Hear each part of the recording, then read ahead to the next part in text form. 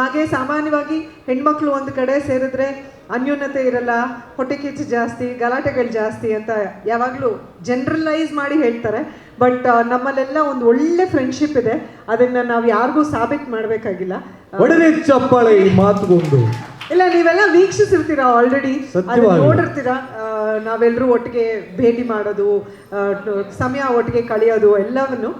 So ಅದು ಸುಳ್ಳು. ಹೆಣ್ಣು ಮಕ್ಕಳು ಒಂದು ಕಡೆ ಸೇರಿದ್ರೆ ಅಲ್ಲಿ ಒಳ್ಳೆ ಮಜಾ, ಒಳ್ಳೆ ಎಂಟರ್ಟೈನ್ಮೆಂಟ್ ಕೂಡ ಸಿಗತ್ತೆ, ಪಾಸಿಟಿವ್ ಎಂಟರ್ಟೈನ್ಮೆಂಟ್ ಸಿಗತ್ತೆ ಅಂತ ಹೇಳ್ತಾ ಮತ್ತೊಮ್ಮೆ ಪೀಟರ್ಗೆ, ಕಾರ್ತಿಕ್ಗೆ, ಅವ್ರ ಇಡೀ ಟೀಮ್ಗೆ ನನ್ನ ಕಡೆಯಿಂದ ಬೆಸ್ಟ್ ವಿಶಸ್.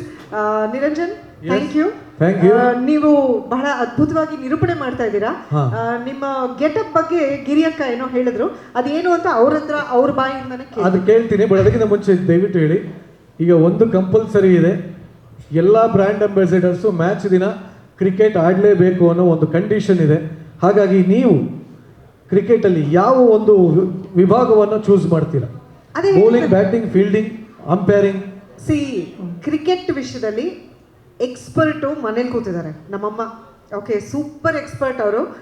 ವೆಸ್ಟ್ ಇಂಡೀಸ್ ಟೀಮಿಂದ ಹಿಡಿದು ನ್ಯೂಜಿಲೆಂಡ್ ಟೀಮ್ವರೆಗೂ ಯಾರ್ಯಾರಿದ್ದಾರೆ, ಕ್ಯಾಪ್ಟನ್ಗಳು ಯಾರು, ಎಲ್ಲ ಪಕ್ಕ ಫಾಲೋ ಮಾಡುವಂಥದ್ದು ಅಮ್ಮನ ಒಂದು ಹ್ಯಾಬಿಟ್.